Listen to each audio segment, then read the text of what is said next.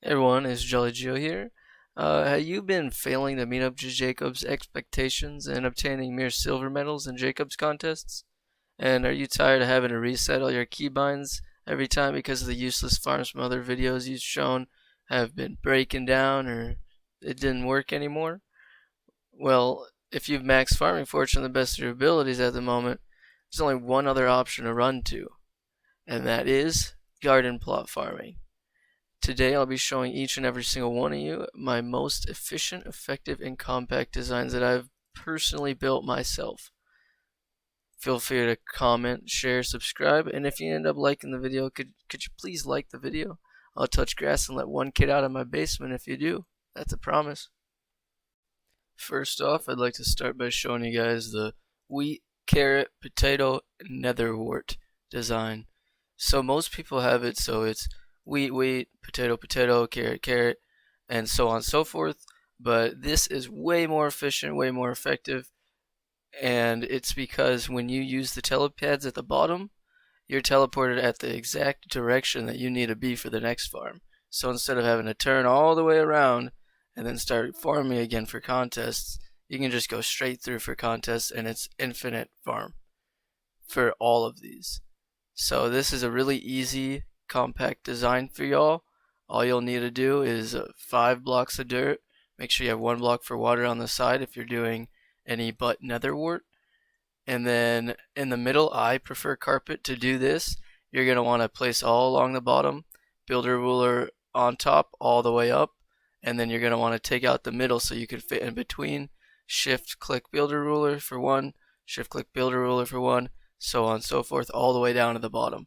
Then you can get every single row, and then you'll go up to the next one, and these are both interchangeable, so this will also go up to that one. So if you're doing wheat, you'll be going down here, and then you'll be going up there.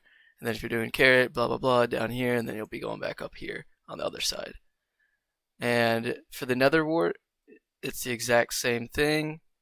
You do not need water. That's the only difference. So if there's some design that you'd like to make a little bit different, keep in mind you don't need water on the side for netherwart. So we'll go on to the next one now. Now we're on to our pumpkin / melon design. This design is interchangeable, meaning you can place melons or pumpkins in these tilled soil slots over here. And how I like to do it is at the starts for every single one, I place a telepad, stairs so then I don't glitch. And if you want, you can place a trapdoor as well up here. You'll fit and it'll apparently help. I haven't found a difference using it, but I just like having an open area, so I keep it like this.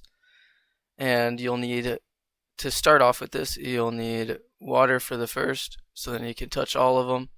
Flows over, goes down, and then you have 2 dirt blocks up 1, so the water will flow underneath the first 2, and then diagonal down 4 dirt blocks, and then you till the side of those blocks, so then there's 2 in the middle, and then for this one you till the also side of it, so then if you're facing this way you can hit all 3 because you'll be on this row when you're doing it.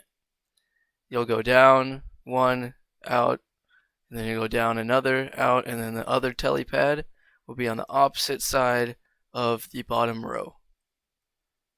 And then that will obviously teleport up to the second one, and then that will go on, so on and so forth. Each one will be the exact same, and how I've done some of these is, you see where you fall here? This is just personal preference, a little bit more efficiency to the decimal point of a percentage, but in my opinion I like it, so I do it. And some of these you're going to want to, whenever there's a hole, so you know how I can't place a seed right here, I was like, okay, whatever, let me just place it on the side here. A little bit more efficient. When I fall through I can hit all 3, sometimes I only hit 2. So look at all of them. This is the starting side. You'll want the middle one to have it going out if you do it my way. And then on the opposite side over yonder, I believe it's 2. Yep. It's the top and the bottom because you're going to be falling. What happened over there? I'm going to have to fix that eventually. Alright. And then if there's any other questions regarding this, just let me know and I will help you in the comments below. Now we are on to the sugarcane farm. This is next to my melon farm. It can be next to any of your guys' farm. Just keep in mind you're going to need 1, 2, 3, 4, 5, 6, 7, 8, 9, 10, 11, 12, 13, 14 times 2 different levels of it. So you'll need 28 total rows, but 14 rows of this sugarcane for it to be infinite. And how I like to do it is I face this way, 135, or is it 45? Yep, okay. And then you just go backwards, blah, blah, blah, all the way through, and then you'll fall down the other one. Go all the way. And this one's pretty simple. You can use dirt, most people do. I used podzol just because I like the look of it. But obviously 1 water on the side for each of these. It can just be on the side like these are, or if you have a farm next to it, like I have here, up to you. And then 3 blocks for above the first layer on the bottom, and then place the next layer. And the easiest way to do this is place 1 row of these, whatever block you use, podzol, dirt, whatnot, and then go all the way out with a builder's wand, and then come back through with the builder's ruler and break every 3rd block.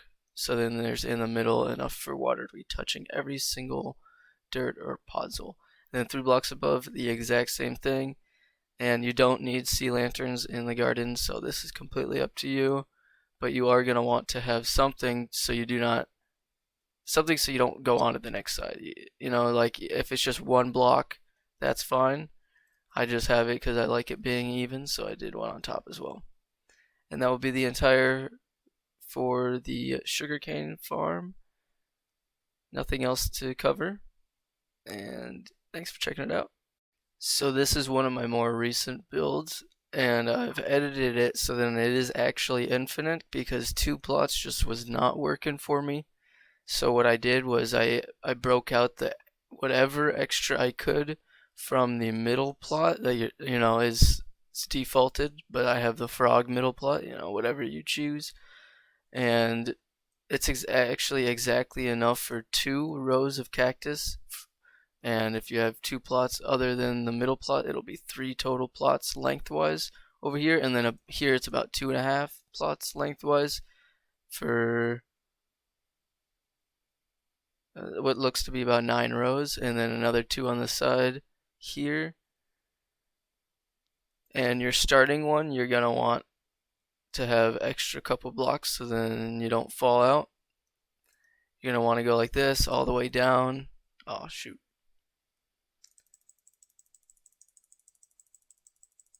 And then you switch on to the next one. At every single end one, you're gonna want a block or just something making it so you don't, you know, go forward and get stuck into the cactus. And then you can go on to the next one, go down here, break the first or break the last 2 because these first 2 are already broken, and then go around, break the first 2, last 2.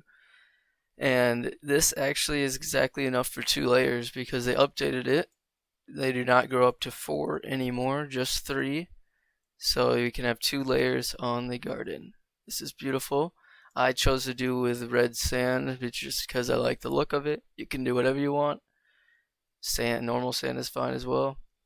Even a change of both of them, that'd be maybe nice.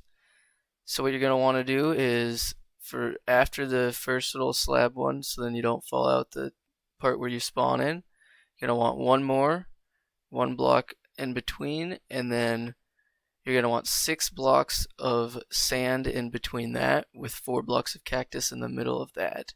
And then after those 6 blocks of sand, another slab row, and then 6 blocks of sand, slab row, 1, 2, 3, 4, 5, 6 blocks of sand, slab row, so on and so forth, all the way to the end. And then if you're doing it like me and you have it be uneven because the garden plot, you know, doesn't let you break over here, obviously, you're gonna have to, you're gonna have to do it like this and just place a border over here. And this little bit for like 10 seconds total of the farm on each side, you will not break anything if you do use this design. But it doesn't make a difference. I get gold every time. So we'll go back down over here so we can get a better vantage point of this, because Cactus is a little more complicated, especially to farm. So we're starting out. When we start out, we break the first two, and then we go back through and we break the last two. Then we go back around on the opposite end, and we'll be coming this way towards us, and we'll be breaking the first two then. And we'll go back through. I like to use doors. You can use slabs. You can use whatever you want. And then also, if you want, you could do something like this where the sides have cactus grown. It's just a little bit more efficient, but I only did that for the top. I'm probably not going to do it for the bottom. And yeah, if you have any more questions regarding the cactus, just let me know. One more thing I'm going to emphasize that you guys do when you're building this is, if you look, this is the starting side. There's no like little lip, but the side that you're going to be not starting on will be having the slab or door, which I have, stopping you. And if you did have a slab, it'd be at this Y level, but just right here. So I just have a door because if I had a slab, it would break this cactus to 1. And yeah, that's about it for cactus. We'll move on to the next one now. So cocoa beans is actually one of the easiest to do because I just have used the default plot that they give you, and I added in 1 extra row of cocoa beans on the bottom. I guess you could add it to the top too, but I decided to do to the bottom side of it, and it's now just a little bit more effective, 33% to be exact. But basically I have to look up at a 72.5 the second number right here, 72.5, and then 180, and I start right there, obviously. Let me just break in here to show you guys real quick. So normally there'll be a telepad here, but I'm using it for something else. I don't have it. Just go down, and then 4 blocks of jungle, and then 4 blocks of cocoa beans, and I have it reach to the edge of each plot. Then we'll go all the way over here.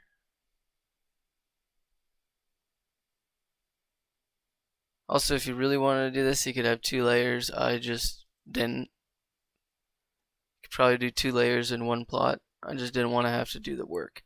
So now again, what I said earlier, 72.5, you break in, or you hit into this door just so it's a little more efficient. It literally makes like no difference.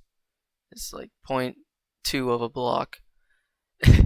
And then we'll be hitting this trap door. Again, we're going to be 0.2 of a block out, because if we were like this, oops, well, when we break it and it regrows, if it were to regrow into a baby cocoa bean, you know what I mean, it would try to break it with our cocoa chopper and potentially mess up the little combo of cocoa beans we're getting. So in order to not do that, have the trap door on the side that you're going into, and you're just far enough out so you're not hitting the baby cocoa beans that just spawn back in from your replenish. And then we're coming back, obviously still looking like this. We're just going backwards, and then we'll be right here. We go this. Now we know to go this way. Then we go straight, simple as can be. Come back around this way. So in order to do this right, you need doors. Obviously I have this set up so then there could be a telepad, so I still have that there. But every single door except for the first door is going to be placed on the block that you're coming from, but you're going to want to place it this direction.